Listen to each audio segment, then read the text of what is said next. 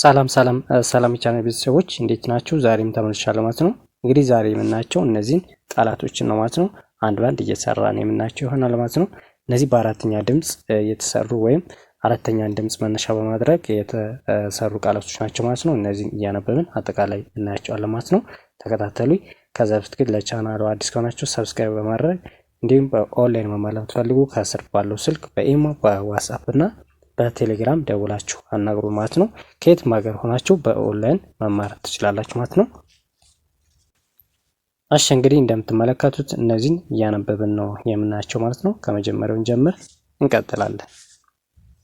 እሺ እንግዲህ እንደምትመለከቱት እዚህ ጋር በሃ ወይም በአራተኛ ድምጽ እንነሳለን ማለት ነው። እነዚህ ቃላቶችን አንድ ባንድ እያነበብን የምናያቸው ይሆናል። እንግዲህ ከመጀመሪያው ከሃ እንጀምራለን ማለት ነው።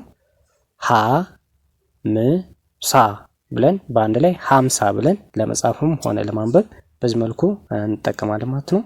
ቀጥሎ ላ ም ጣ ላምጣ ብለን ለመጻፍም ሆነ ለማንበብ በዚህ መልኩ እናስቀምጣቸዋለን ማለት ነው። እንግዲህ አራተኛን ድምጽ መነሻ በማድረግ ማለት ነው እነዚህን ቃላቶች የምንሰራቸው አንድ ባንድ ሁሉም የመጀመሪያ ድምጻችን ወይም የፊደሉ የቃላቱ የመጀመሪያ ማለት ነው ፊደላትን መነሻ በማድረግ የቃላቱ የመጀመሪያ ፊደል አራተኛ ድምጽን መነሻ በማድረግ እነዚህን ቃላቶችን ነው እያነበብን የምናያቸው ማለት ነው። ከዛ ቀጥሎ እዚህ ጋር ማ ረግ ይላል። በአንድ ላይ ማዕረግ ብለን እናነባዋለን ማለት ነው። እንግዲህ በዚህ መልኩ ቃላቶችን ማንበብ መጻፍ እንችላለን ማለት ነው። እንደዚህ አድርገን በቀላሉ እናነባቸዋለን እንጽፋቸዋለን ማለት ነው። እሺ ከዛ በመቀጠል እዚህ ጋር ሳጥን ይላል ማለት ነው። እንግዲህ ሳጥን ብለን ስንጽፍ የምንጠቀማቸው የፊደል አይነቶች ወይም ከሰባቱ ቤተሰብ ውስጥ የምንወስዳቸው እያንዳንዱ የምናስቀምጣቸው የፊደል አይነቶች ወይም ስንተኛ ድምጽ መሆን እንዳለበት ይህም በትክክል በጥንቃቄ መጻፍ አለብን ማለት ነው። አንድ ቃላትን ለመመስረት የግድ የምንጠራቸውን ድምጾች መሆን አለበት ማለት ነው። ስለዚህ ከዚህ ጋር ማለት ነው ሳ ብዬ አራተኛውን ጠርቻለሁ ማለት ነው። እንዲሁም ያስቀመጥኩ አራተኛውን ነው ማለት ነው። ሳ ጥ ን ብዬ በዚህ መልኩ አነባቸዋለሁ ማለት ነው። እጽፋቸዋለሁ ማለት ነው። እሺ ከዛ ቀጥለን እዚህ ጋር ራ ቢ ያ ለማለት ራ ቢ ያ ራ አራተኛው እንዲሁም ቢ ሶስተኛውና ያ አራተኛም በዚህ መልኩ አገጣጥመን ወደ ትርጉም ወዳሉት ቃላቶች መስራት እንችላለን ማለት ነው። እንዲሁም ስሞችን በዚህ መልኩ መጻፍ እንችላለን። ከዛ ቀጥለን ሳ ም ን ት ይላል። በአንድ ላይም ስናነበው ሳምንት የሚል ትርጉም ይሰጠናል ማለት ነው። እንግዲህ ይሄኛውን ለመስራት ከተለያዩ ድምጾች ነው የምናመጣቸው እንዲሁም ከተለያዩ ፊደሎች ማለት ነው። ሳ ብለን እንግዲህ መነሻችንን አራተኛ ድምጽ አድርገናል ማለት ነው። ቀጥሎ ሌሎችንም ድምጾች እንደምንጠራው ማለት ነው እነሱንም አንድ ባንድ እናስገባለን። ሳምንት ብለን እንጽፋለን። በዚህ መልኩ እናስቀምጣለን ማለት ነው። ከዛ ቀጥለን ወደ ታች ወደሚቀጥለው እንሄድና እዚህ ጋር ሻ ን ጣ ብለን ለመጻፍ ሻንጣ ብለን እንዲሁም በመነጠል በማጣመር በዚህ መልኩ ማንበብ እንችላለን ማለት ነው። ከዛ ቀጥለን ቃላት በአንድ ላይ ቃላት ብለን እንደዚህ እናነባቸዋለን እንጽፋቸዋለን ማለት ነው። እሺ ከዛ በመቀጠል እዚህ ጋር የምናገኛቸው በአራተኛው እንዲሁም ባ ብለን እንጠራዋለን። ይሄንም ባ ን ዲ ራ ከዚህ ጋር አሁን የተለያዩ ድምጾችን ተጠቅመናል። ባንዲራ ብለን በዚህ መልኩ እንጽፋለን እናነባቸዋለን ማለት ነው። በቀላሉ እንደዚህ አድርገን ቃላቶችን ማንበብ መጻፍ እንዲሁም ሌሎችንም አረፍተ ነገሮችን በዚህ መልኩ እንሰራለን እናነባለን ማለት ነው። እሺ ከዛ ቀጥሎ የምናገኛቸው እዚህ ጋር በት የተሰሩ ወይም በአራተኛ ድምጽ በመነሳት እነዚህን ቃላቶችን እናነባለን ማለት ነው። ከዚህ ጋር ታ እንለዋለን። ታታሪ እዚህ ጋር ሁለቱ ወይም ሁለት ተመሳሳይ ድምጾች በአንድ ላይ ተቀምጠዋል ማለት ነው። እነዚህ በሚመጡ ጊዜ ድምጻቸው ተመሳሳይ እንዲሁም ቅርጻቸው ተመሳሳይ በሚሆን ጊዜ ሁለቴ በዳብል እንጠራቸዋለን ማለት ነው። ሪ ብለን በዚህ መልኩ እንጠራቸዋለን። ታታሪ ይላል። እንደዚህ አድርገን በቀላሉ እናነባቸዋለን። እሺ ከዛ ቀጥለን ቻርጅ ይላል። በአንድ ላይ ስናነበው ቻርጅ ይላል ማለት ነው። ቻርጅ የሚል ቃላት ይሰጠናል ማለት ነው። ከዛ ቀጥለን ናርዶስ እንዲሁም በአንድ ላይ ናርዶስ ብለን በዚህ መልኩ እናነባዋለን። እንግዲህ እንደዚህ አድርገን እያንዳንዱ ድምጻቸውን በመከተል ማለት ነው እንደዚህ ቃላቶችን ትርጉም ያላቸው እንዲሆኑልን በዚህ መንገድ ማንበብ ይኖርብናል ማለት ነው። እሺ እንግዲህ ቀጥሎ የምናገኛቸው እዚህ ጋር በአ እንጀምራለን ማለት ነው። በአ እንጀምራለን። አማን ይላል። በአንድ ላይ አማን። ካልሲ በአንድ ላይ ካልሲ ብለን እንደዚህ አድርገን በቀጥታ ማንበብ እንችላለን ማለት ነው። ከዛ ቀጥሎ እዚህ ጋር ዋዘኛ ይላል ማለት ነው። በአንድ ላይ ዋዘኛ ብለን እናነባዋለን። እሺ ከዛ ቀጥሎ የምናገኛቸው እዚህ ጋር አመት ለማለት እንግዲህ የምንጠቀመው የአራተኛ ድምጽ አን ነው ማለት ነው። አመት በአንድ ላይ አመት ብለን እናነባዋለን። ዛፎች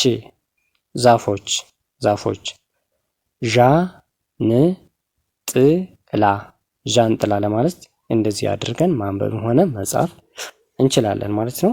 ከዛ በመቀጠል ያማረ እንግዲህ ያን አራተኛውን በመጠቀም በዚህ መልኩ ቃላቱን እናነባዋለን እንጽፈዋለን ማለት ነው። ያማረ ለማለት ያማረ እያንዳንዱ እንደዚህ ነጥለን ካነበብን በኋላ አያይዘን ወይም በማገጣጠም በዚህ መልኩ ማንበብ እንችላለን ማለት ነው። እሺ ከዛ ቀጥለን ዳግመኛ የሚል ትርጉም አለው ማለት ነው። በአንድ ላይ ስናነበውም ዳግመኛ ይላል። ዳግመኛ ብለን እንደዚህ እናነባዋለን።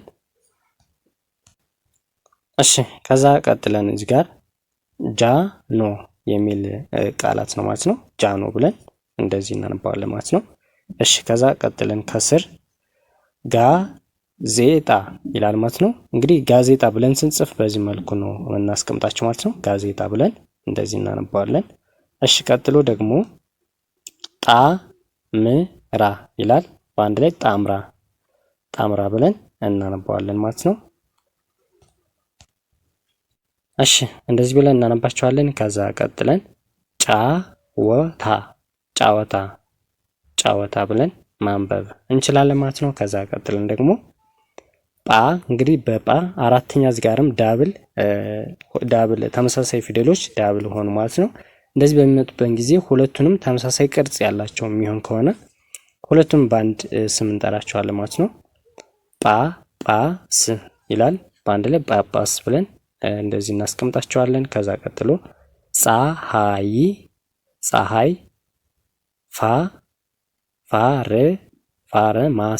ፋርማሲ ብለን እናነባቸዋለን ማለት ነው። እንጽፋቸዋለን። እንግዲህ በዚህ መልኩ ማንበብ ሆነ መጻፍ እንችላለን ማለት ነው። ቃላቶችን በዚህ መንገድ እንመሰርታለን ማለት ነው። በቀላሉ እንደዚህ አድርገን እናስቀምጣቸዋለን። እሺ ከዛ ቀጥሎ የምናገኛቸው እዚህ ጋር የፓ አራተኛ ድምጽ እንዲሁም እዚህ ጋር ዳብል ፓ ሆኗል ማለት ነው። ይሄንም ስናስቀምጥ ወይም ይሄን ስንጠራው በምናነበበት ጊዜ ተመሳሳይ ቅርጽና እንዲሁም ተመሳሳይ ፊደል ነው ማለት ነው። በአንድ ቦታ ተያይዞ የተቀመጠልን ይሄንም በስሙ ሁለቴ መጥራት ነው ማለት ነው። ለምሳሌ ይሄ ፓፓያ ይላል። ይሄንም ፓፓያ ብለን በአንድ ላይ እናነባዋለን እንጽፈዋለን ማለት ነው። እሺ ከዛ ቀጥለን እዚህ ጋር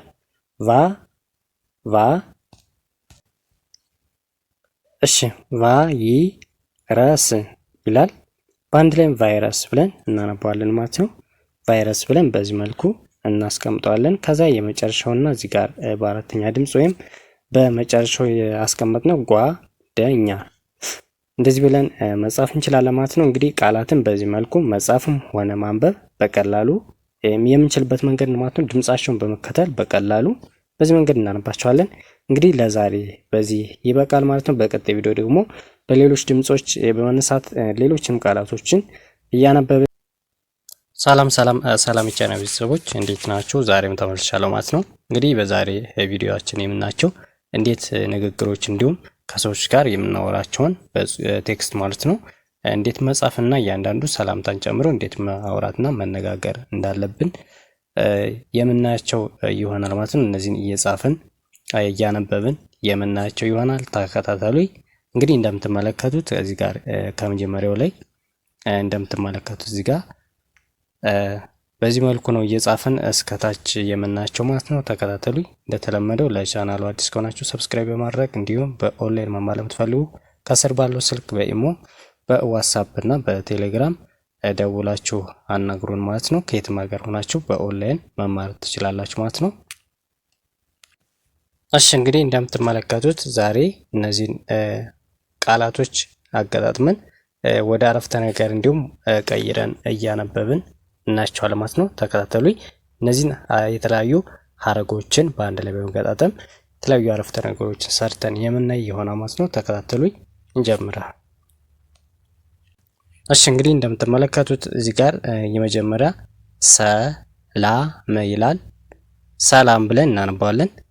ከዛ ቀጥለን እንዴት እንዴት እንዴት ነህ ሰላም እንዴት ነህ ይላል ማለት ነው። የመጀመሪያው እንደዚህ በዚህ መልኩ እናነባለን። ከዛ ቀጥሎ ደግሞ ደህና ነኝ ይላል ማለት ነው። መልሶ ሰላም ነው ብሎ ይጠይቃል ማለት ነው። ሰላም ነው ለማለት የምንጠቀማቸው እነዚህን ፊደሎች ነው ማለት ነው። እሺ ከዛ በመቀጠል ቀጥሎ ደግሞ ከታች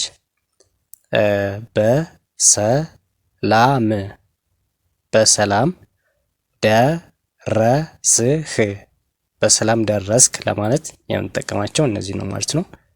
በሰላም ደረስክ ለማለት እነዚህ እንጠቀማለን ማለት ነው። እንደዚህ ብለን እናነባቸዋለን። እሺ ከዛ ቀጥሎ ከስር አዎ ይላል ማለት ነው። መላሹ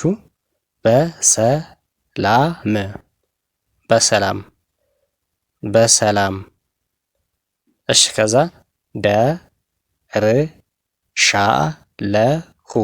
ይላል ማለት ነው።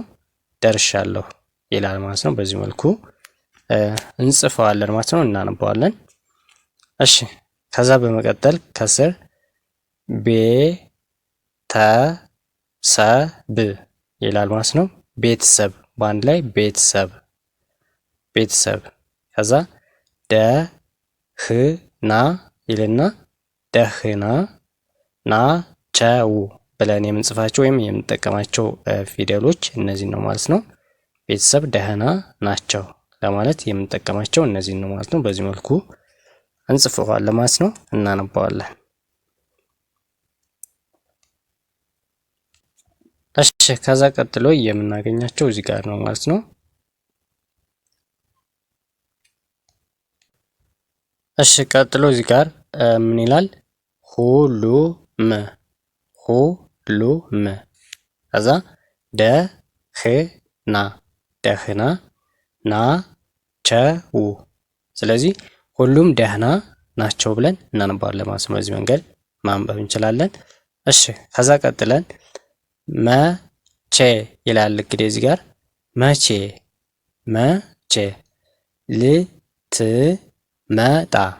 መቼ ልትመጣ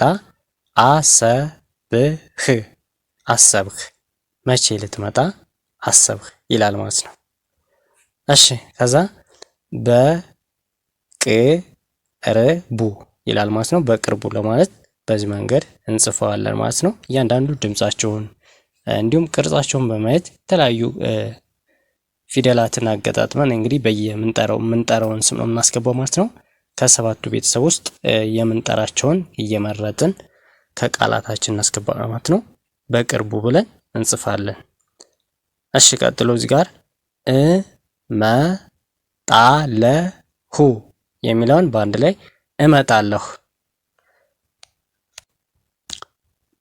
እመጣለሁ ብለን እናነባዋለን። እነዚህን በምናነብ ጊዜ እንዲሁም ድምጻቸውን ቅርጻቸውን በመጠበቅ ስንጽፍም ልክ የምንጠራቸውን ካፋችን የሚወጡትን ድምጾች ነው የምናስቀምጠው ማለት ነው። ከሰባቱ ቤተሰብ ወይም ከሰባቱ ፊደሎች ውስጥ የምንጠራቸውን መርጠን እናስቀምጣለን ማለት ነው። ስናነብም ሆነ ስንጽፍ በዚህ መልኩ እናስቀምጣለን። እሺ ቀጥሎ እዚህ ጋር ጠብቀኝ ይላል ማለት ነው። ጠብቀኝ ለማለት የምንጠቀመው እነዚህን ነው ማለት ነው። ጠብቀኝ ብለን እንጽፋቸዋለን ማለት ነው።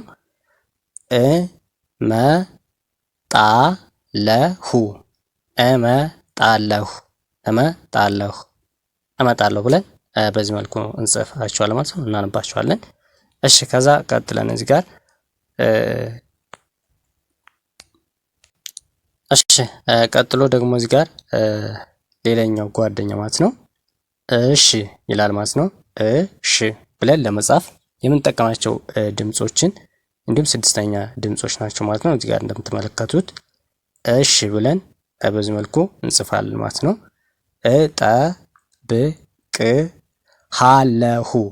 ብለን እንደዚህ እያንዳንዱ ስናነባቸው የቃላቱ ትርጉም ግልጽ ይሆንልናል ማለት ነው። እያንዳንዱ ድምጻቸውን እየጠራን ስናነባቸው ነው ግልጽ የሚሆንልን ማለት ነው። በዚህ መልኩ ማንበብና መጻፍ ትችላላችሁ። እሺ ከዛ ቀጥሎ ከስር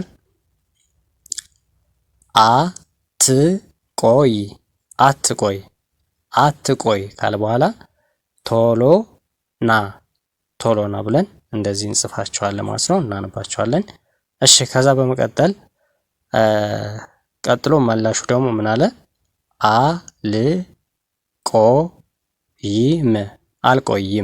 አልቆይም ብለን ስናነብም ሆነ ስንጽፍ የምናስቀምጣቸው የፊደል አይነቶች እነዚህ ነው ማለት ነው። እሺ ከዛ ቀጥሎ እመጣለሁ ይላል ማለት ነው። እመጣለሁ እንደዚህ ብለን ፊደሎችን በተናጠል እንዲሁም አጣምረን በማንበብ የራሱ የሆነ ትርጉም እንዲኖረው ወይም ትክክለኛውን ትርጉም እንዲሰጥ ማድረግ እንችላለን ማለት ነው። በዚህ መልኩ እናነባዋለን። እሺ ከዛ ቀጥሎ ለሀገሩ ይላል ማለት ነው። ለሀገሩ አዲስ ነህ ወይም ነህ ብለን እንጽፋለን ማለት ነው። ለሀገሩ አዲስ ነህ ብለን ለመጻፍ የምንጠቀመው እነዚህን ፊደሎች ነው ማለት ነው። እሺ ከዛ ቀጥሎ አይደለሁም እያንዳንዱ በዚህ መልኩ እናነባቸዋለን። ከዛ በአንድ ላይ ስናነባቸው ደግሞ አይደለሁም ብለን በዚህ መልኩ እናነባቸዋለን ማለት ነው። እንደዚህ እያንዳንዱ ስማቸውን ጠርተን ወይም ነጣጥለን በየብቻቸው ስማቸውን የምንጠራበት ምክንያት ትርጉሙ ግልጽ እንዲሆንልን እንዲሁም ፊደሎችን ትክክለኛ ስማቸውን ጠርተን ትርጉሙ ግልጽ እንዲሆንልን ነው ማለት ነው። በዚህ መልኩ ነጣጥለን የምናነባው እንደዚህ ብለን እናነባዋለን። እሺ ከዛ እሺ እጠብቅሃለሁ እንግዲህ ከሰባቱ ቤተሰብ ውስጥ የራሳቸው የሆነ የተለያየ ድምጾች ተቀላቅለው ነው የሚመጡ ማለት ነው። ያ ማለት እያንዳንዱ የምንጠራቸውን ድምጾች ለመጻፍ ስንፈልግ የምንጠራቸውን ድምጾች በቅደም ተከተል እናስገባቸዋለን ማለት ነው። ያ ማለት ከሰባቱ ቤተሰብ ውስጥ እያንዳንዱ የምንጠራው ድምጽ አለ። እሱንም በጥንቃቄ እሱን አስገብተን ነው ቃላቶች ትርጉም እንዲሰጡ የምናደርገው ማለት ነው። ወይም ስናነብ በቀላሉ ትርጉም ሰጥቶን እንድንረዳው የሚያደርጉ እነዚህ መንገዶች መከተል ያስፈልጋል ማለት ነው። እሺ ከዛ ቀጥሎ በጧት ይላል። እንግዲህ እችኛዋን በጥዋት ማለት ይቻላል፣ ግን ባጭሩ በጧት እነሳለሁ በጧት እነሳለሁ ይላል። ከዛ ቀጥሎ ስትደርስ ብለን ለመጻፍ እንግዲህ ከሰባት ውስጥ የተለያዩ ድምጾች ነው የምንጠቀማት ነው። ለምሳሌ እዚህ ጋር ስድስተኛ፣ አንደኛ፣ ስድስተኛ እና ስድስተኛ ተጠቀምን። እሺ ከዛ ደውልልኝ እንግዲህ ተመሳሳይ ቅርጽ እንዲሁም የአንድ ቤተሰብ ፊደሎች ከሆኑ ስማቸውን በተደጋጋሚ በአንድ ስም እንጠራቸዋለን ማለት ነው። ላይክ እንደዚህ ደውልልኝ እንደዚህ ብለን በቀላሉ እንጽፋለን እንዲሁም እናነባለን ማለት ነው። እንግዲህ ይህን ይመስላሉ። ለዛሬ በዚህ በቀናል። በቀጣይ ቪዲዮ እስከመገናኝ መልካም ቀን ቻው።